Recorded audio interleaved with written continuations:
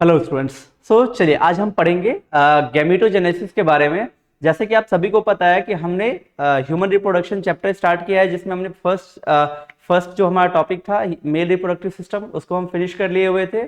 दूसरा जो हमारा टॉपिक था वो था फीमेल रिप्रोडक्टिव सिस्टम, तो उसको भी हमने फिनिश कर लिया। और अब जो हमारा जो टॉपिक चल रहा है जिसमें हम पढ़ रहे हैं गैमेटोजेनेसिस के बारे में, ठीक है। तो उसमें स्पर्मेटोजेनेसिस के बारे में आपको कुछ बतलाए हुए थे। आज हम पढ़ेंगे वो होगा स्ट्रक्चर ऑफ स्पर्म के बारे में और oogenesis के बारे में, ठीक है।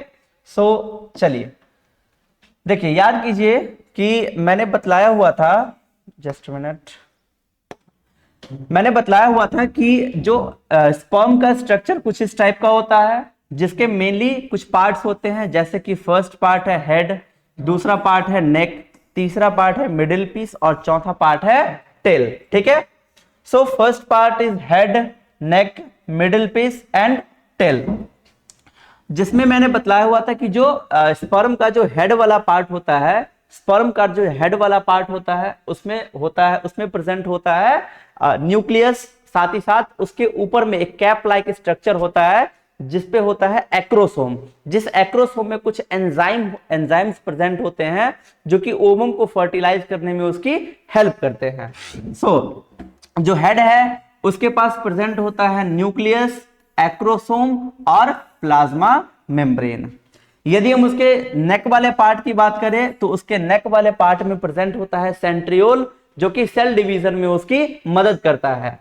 और जो तीसरा पार्ट है मिडिल पीस, जिसमें प्रेजेंट होता है माइटोकॉन्ड्रिया, और आप सभी को पता होगा कि mitochondria is also known as power house of cell, यानी कि जो सेल को ऊर्जा देता है, सेल को एनर्जी देता है, सॉरी स्पर्म को एनर्जी देता है कि जो आगे बढ़ सके। क्योंकि जो स्पर्म है वो तो वेजाइना में आ जाएगा और वेजाइना के बाद उसको फैलोपियन ट्यूब तक तो खुद ही जाना पड़ेगा, तो उसमें उसको जो एनर्जी देगा वो देगा माइटोकॉन्ड्रिया। और माइटोकॉन्ड्रिया प्रेजेंट कहां पे होता है? तो माइटोकॉन्ड्रिया प्रेजेंट होता है मिडिल पीस में, याद रखिएगा। उसके बाद टेल वाला पार्ट जो होता है वो उसको मोटिलिटी प्रोवाइड करता है आगे बढ़ने के लिए, यानी कि स्पर्म को गतिशीलता प्रदान करता है आगे बढ़ने के लिए। Alright, a mature sperm is about 0.06 mm long या फिर 60 म्यू लॉन्ग होता है। Sperm is enveloped by a plasma membrane, यानी कि जो स्पर्म होता है उसके ऊपर एक एनवेलप होता है जिसको बोलते हैं प्लाज्मा मेम्ब्रेन, ठीक। और यदि हम स्पर्म की बात करें तो उसके तीन रीजन होते हैं, तीन पोर्शन होते हैं, एक हेड वाला पोर्शन और एक मिडिल पीस और एक टेल वाला पोर्शन। जो नेक होता है वो हेड और मिडिल पीस के बीच में होता है। Come to the next slide, और इसमें just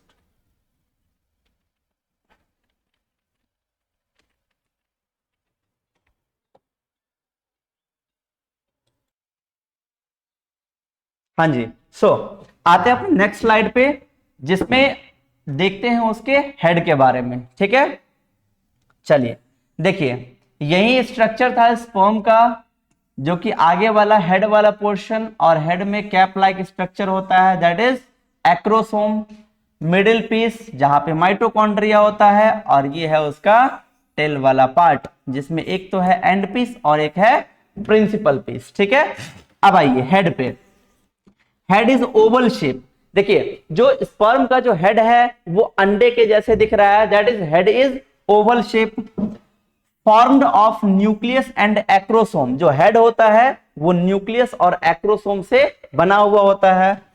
acrosome is formed from Golgi complex. यदि उसके एक्रोसोम की बात करेंगे तो वो उसका जो एक्रोसोम होता है वो गोल्जी कॉम्प्लेक्स का बना हुआ होता है, जिसमें कुछ लाइटिक एंजाइम्स होते हैं। मैंने बतलाया हुआ था कि जो एक्रोसोम होता है, एक्रोसोम में कुछ एंजाइम्स प्रेजेंट होते हैं जो कि ओवम को फर्टिलाइज करने में उसकी हेल्प करते हैं।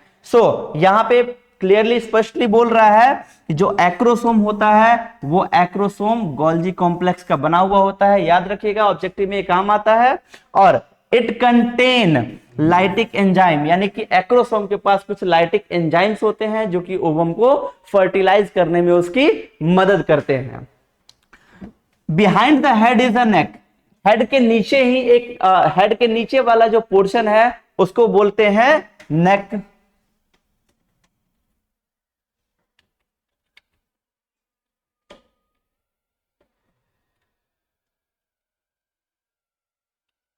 ठीक, चलिए आइए आप देखिए मिडिल पीस। पहला हमने हेड की बात कर लिया, अब आते हैं मिडिल पीस पे। So middle piece is composed of axial filament surrounded by mitochondria and cytoplasm. यानी कि जो उसका मिडिल पीस है, ये मिडिल पीस पूरा का पूरा माइटोकॉन्ड्रिया और साइटोप्लाज्म से घिरा हुआ होता है। क्योंकि तभी तो मैंने बतलाया कि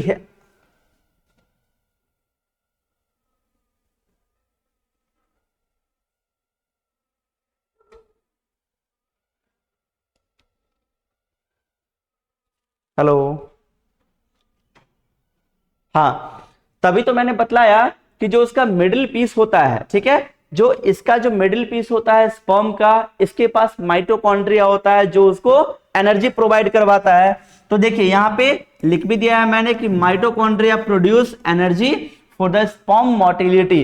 क्योंकि स्पर्म को मोटिलिटी चाहिए, स्पर्म को गतिशीलता चाहिए, स्पर्म को आगे जाना है, तो आगे जाने के लिए उसको एनर्जी तो चाहिए। मान लो मैं आपको पढ़ा रहा हूं तो एनर्जी नहीं होगी तो मैं आपको पढ़ा कैसे पाऊंगा।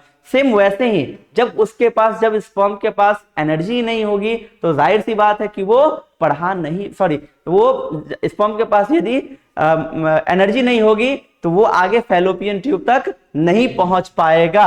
ठीक है, सो माइटोकॉन्ड्रिया एनर्जी प्रोड्यूस करता है जो कि स्पर्म की मोटिलिटी में उसकी मदद करते हैं। क्लियर, चलिए अब टेल वाला पोर्शन, हेड देख लिया, मिडिल पीस देख लिया, अब आते हैं टेल वाले पोर्शन की। तो tail is consist of a central axial filament. जो उसका टेल वाला पोर्शन है वो फिलामेंट, उसमें फिलामेंट होता है, ये मैंने बतलाया हुआ था।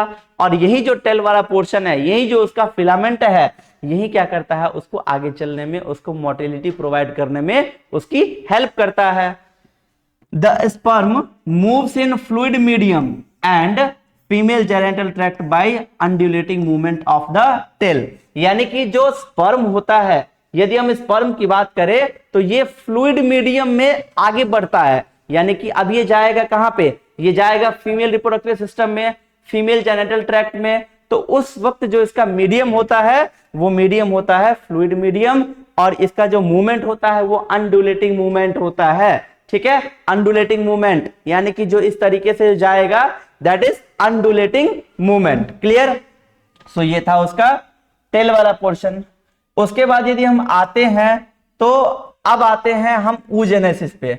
स्पर्मेटोजेनेसिस आप लोग को बतला दिए हुए थे, अब आते हैं oogenesis वाले पोर्शन पे। देखिए ऊ का मतलब ही होता है ओवम। ठीक है, oo means ovum and here is genesis means formation. तो oogenesis को हम क्या बोलेंगे, the process of formation of ovum is known as oogenesis।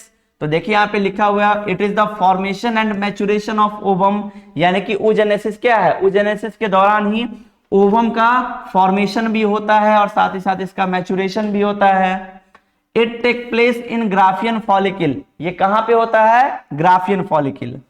oogenesis is initiated in embryonic stage. जैसे मेल में क्या होता है कि मेल में कंटिन्यू उसका, मेल में कंटिन्यू हमेशा स्पर्म का फॉर्मेशन होता रहता है। बट यदि फीमेल में बात करें तो फीमेल जब एम्ब्रियोनिक पीरियड में होती है, जब पेट में होती है, यानी कि पेट में, जब अपने मां के पेट में होती है, गर्भ में होती है, उसी टाइम उनके बॉडी में बहुत से सेकेंडरी oocytes का फॉर्मेशन हो जाता है। सो oogenesis का जो प्रोसेस है वो उनके एम्ब्रियोनिक स्टेज में ही स्टार्ट होता है, जहां पे उनका जो उगोनिया है, जैसे याद कीजिए कि यदि आपको हम पढ़ाए होंगे, जस्ट मिनट,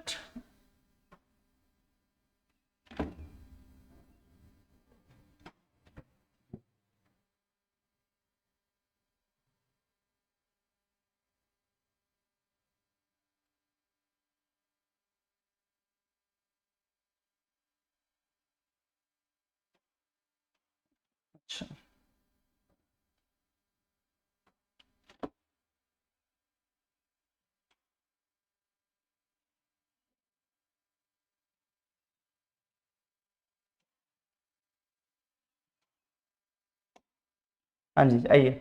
सो जब जैसे हम आपको बतलाए हुए होंगे कि जैसे उसमें बनता है ना मेल के अंदर स्पर्मेटोसाइट, वैसे ही यहाँ पे बनता है oocyte।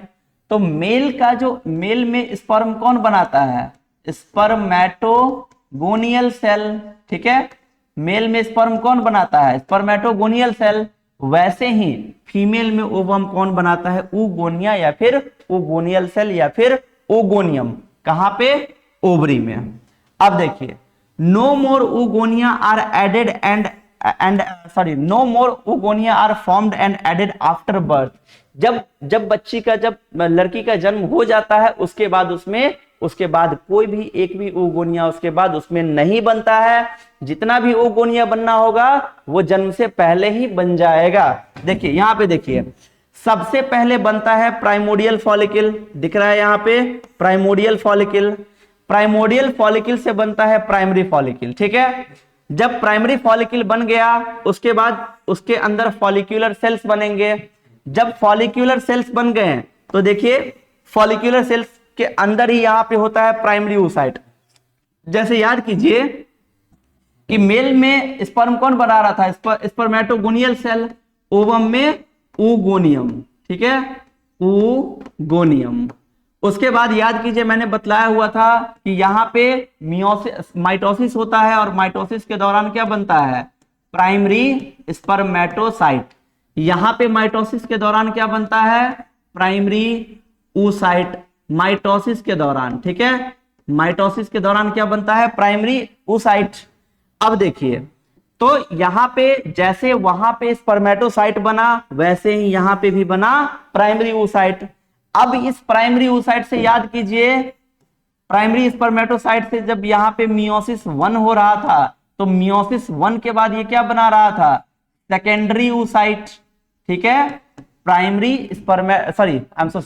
जो प्राइमरी स्पर्मेटोसाइट है, प्राइमरी स्पर्मेटोसाइट में मियोसिस होता था तो ये बनाता था सेकेंडरी स्पर्मेटोसाइट। सेम यहां भी मियोसिस 1 होता था, ये क्या बनाता है? Secondary oocyte। ठीक है, यहां पे सेकेंडरी स्पर्मेटोसाइट और यहां पे सेकेंडरी oocyte। तो देखिए यहां पे बन गया सेकेंडरी oocyte। अब जब ओवुलेशन होगा तो एक्चुअल में यही oocyte निकलता है, क्योंकि ओवम तब डेवलप होगा जब फर्टिलाइजेशन होगा। ठीक है, तो जब ओवुलेशन होता है तो उस टाइम क्या निकलता है? यही सेकेंडरी oocyte। तो देखिए यहां पे सेकेंडरी oocyte बन गया। अब जब ओवुलेशन होगा तो इस वाले फिगर में आपको क्लियरली दिख रहा होगा कि यहां से ओवम रिलीज हो रहा है और इसी प्रोसेस को बोलते हैं ओवुलेशन। जब ओवुलेशन हो गया अब इसके बाहर एक कॉर्पस लूटियम बन जाएगा और आगे जब आपको मेंस्ट्रुअल साइकिल पढ़ाएंगे तो वहां पे बतलाएंगे कि जो ये कॉर्पस लूटियम है, यदि फर्टिलाइजेशन हुआ, ठीक है, यदि फर्टिलाइजेशन हुआ तो ये कॉर्पस लूटियम मेंटेन रहेगा और फिर आगे चल करके जाइगोट में कन्वर्ट होगा और फिर वो नए बच्चे के रूप में डेवलप होगा। बट वहीं यदि फर्टिलाइजेशन नहीं होगा तो ये येलो कलर का स्कार बना देगा, दैट इज कॉर्पस एल्बिकेंस। और वो जो कॉर्पस एल्बिकेंस होगा वो आगे चल करके डीजेनरेट हो जाएगा। क्लियर? अब यहां पे आइए, oogonia multiply two form primary oocyte। मैंने बतलाया जैसे वहां पे क्या हो रहा था? प्राइमरी स्पर्मेटोसाइट मेल में, अब यहां पे क्या बना? Primary oocyte।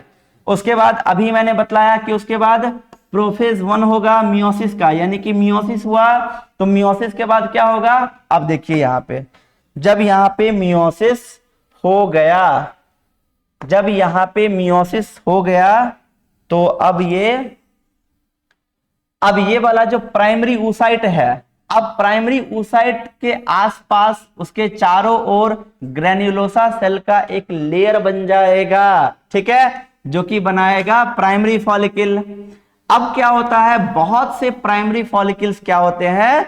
डीजेनरेट हो जाते हैं बर्थ से लेकर के प्यूबर्टी। देखिए जब कोई लड़की जब वो अपने मां के गर्भ में थी, जब वो अपने मां के पेट में थी, उस टाइम क्या हुआ कि उसके बॉडी में बहुत से oocytes बन गए, मिलियंस oocyte बन गए। 1 मिलियन मतलब 10 लाख, यानी कि लाखों oocyte बन गए। अब जब लाखों oocyte बन गए, अब क्या होता है कि जब उसका जन्म हो जाता है तब से लेकर के उसके प्यूबर्टी के एज तक में, इसी बीच में उसके जो फॉलिकल्स हैं वो बहुत सारे फॉलिकल्स डीजनरेट होते हैं, नष्ट होते हैं, और इसी चीज को बोलते हैं, इसी फेनोमेनन को बोला जाता है फॉलिक्यूलर एट्रेशिया। याद रखिएगा, इसी फेनोमेनन को बोला जाता है फॉलिक्यूलर एट्रेशिया। क्लियर? उसके बाद जब फॉलिक्यूलर एट्रेशिया हो गया तो अब बचता कितना ओवम है, तो बचेगा कितना oocyte, तो बचेगा 60 से 80 हजार। क्लियर? चलिए नेक्स्ट, अब देखिए development of ovarian follicle. Ovarian follicle का डेवलपमेंट कैसे होता है, इस चीज को देखिए। सबसे पहले क्या बना था, प्राइमरी फॉलिकल। प्राइमरी फॉलिकल में क्या बना था, उसके चारों ओर ग्रेन्युलोसा सेल। उसके बाद बना सेकेंडरी फॉलिकल, और सेकेंडरी फॉलिकल में ग्रेन्युलोसा सेल के साथ और भी थीका सेल्स आ गए। उसके बाद बना टर्शियरी फॉलिकल, और टर्शियरी फॉलिकल जब बना तो टर्शियरी फॉलिकल में ये थीका इंटरना अलग हो गए, थीका एक्सटर्ना अलग हो गए, एंट्रम आया। और जब ग्राफियन फॉलिकल बन गया, यानी कि प्रॉपर जब ओवुलेशन होगा, जब ओवम निकलेगा, तो वो वाला जब एक मैच्योर ग्राफियन फॉलिकल बन गया तो एंट्रम भी डेवलपमेंट हो गया, और भी जितने सेल्स थे सारे के सारे आ गए, कोरोना रेडिएटा आ गया, सारा का सारा सेल्स यहां पर आ गया। अब देखिए अब क्या होगा कि जो यहां पे कोरोना रेडिएटा आ गया, यदि फर्टिलाइजेशन वाला प्रोसेस कभी देखे हुए होंगे वीडियो के थ्रू, तो वहां पे पता होगा कि देखिए ये है एक मैच्योर ग्राफियन फॉलिकल, ठीक है, जिसमें जो मैंने बतलाया हुआ था थीका लेयर 2 होता है, बाहर वाला थीका एक्सटर्ना, अंदर वाला थीका इंटरना, ठीक। और ये वाला जो है इसको बोलते हैं कोरोना रेडिएटा, ठीक है, कोरोना रेडिएटा। और बहुत सारे स्पर्म कोरोना रेडिएटा तक आ जाते हैं, लेकिन उसके बाद जो सबसे अंदर में होता है जिसको बोलते हैं जोना पेल्यूसिडा, इस जोना पेल्यूसिडा को कोई एक ही स्पर्म फर्टिलाइज करता है, यानी कि स्पर्म का जो मेन लेयर है जोना पेल्यूसिडा, उसको कोई एक ही स्पर्म फर्टिलाइज करेगा। अब जो प्राइमरी oocyte है वो टर्शियरी फॉलिकल में ग्रो होगा, और फिर वो अनइक्वल डिवीजन, जैसे वहां पे क्या था, वहां पे बन रहा था प्राइमरी स्पर्मेटोसाइट था, तो यहां पे प्राइमरी oocyte। अब इसमें क्या हो रहा था, मियोसिस 1, मियोसिस 1 के दौरान ये बना रहा था सेकेंडरी स्पर्मेटोसाइट, लेकिन यहां पे क्या होता है, यहां पे बनेगा सेकेंडरी oocyte। यहां पे दो स्पर्मेटोसाइट बन रहा था, दो सेकेंडरी स्पर्मेटोसाइट, यहां पे एक सेकेंडरी oocyte बनेगा और एक बनेगा फर्स्ट पोलर बॉडी। क्लियर? जब फर्स्ट पोलर बॉडी बन गया उसके बाद वो क्या होगा, उसमें होगा फिर से मियोटिक डिवीजन, और उसके बाद वो सेकेंडरी oocyte और फर्स्ट पोलर बॉडी बना दिया। अब वो जो सेकेंडरी oocyte है, जो उसके प्राइमरी oocyte के अंदर जो साइटोप्लाज्म थे, न्यूट्रिएंट्स थे, उनको रिटेन करेगा, रखा हुआ रहेगा, जो इसको काम आएगा। अब उसके बाद ये जो फर्स्ट पोलर बॉडी है ये आगे चल करके डीजेनरेट हो जाएगा। और देखिए जब ये डीजेनरेट हो गया, अब देखिए जब ये डीजेनरेट हो गया तब the tertiary follicle further changes into mature Graafian follicle. अब क्या होगा कि जो टर्शियरी फॉलिकल है वो चेंज होकर के बना देगा ग्राफियन फॉलिकल, राइट। अब ग्राफियन फॉलिकल बन गया, अब secondary oocyte forms a new membrane zona pellucida, जो कि ओवम का एक मेन लेयर है। तो अब ये जो सेकेंडरी oocyte है उसके ऊपर एक नया मेम्ब्रेन आ जाएगा जिसको बोलते हैं जोना पेल्यूसिडा। अब क्या होगा, जो मैच्योर ग्राफियन फॉलिकल है वो रप्चर होगा, और रप्चर होकर के सेकेंडरी oocyte को रिलीज कर देगा, और इसी प्रोसेस को बोलते हैं ओवुलेशन, जिसमें ओवम रिलीज होता है ओवरी से, ग्राफियन फॉलिकल से, राइट। अब आइए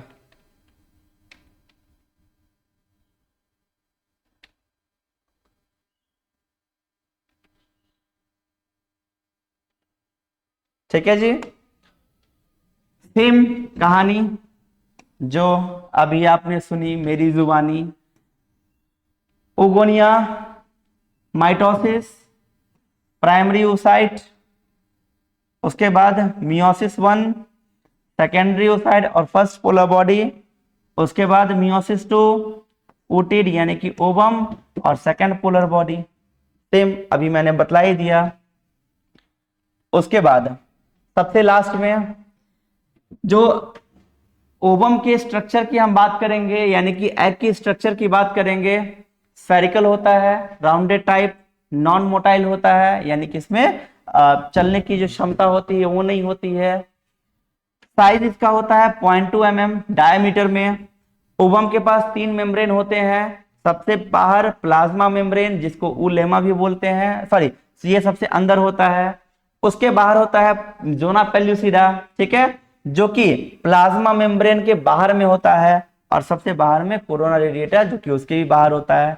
तो स्पर्म सब क्या होगा, यहाँ पे आएगा, कोरोना रेडिएटर तक आएगा। उसके बाद जब वो यहाँ पे जोना पेल्यूसिडा को जैसे ही फर्टिलाइज करेगा, फर्टिलाइज करते ही इसके अंदर एक अपने अंदर वाले एंजाइम को इसके अंदर सेक्रेट कर देगा, जिसके बाद ये लॉक हो जाएगा और दूसरे स्पर्म को की एंट्री को अलाउ नहीं करेगा। उसके बाद स्पर्म का जो न्यूक्लियस है और ओवम का न्यूक्लियस दोनों आपस में मिलेंगे, जिसको बोलते हैं एम्फीमिक्सिस।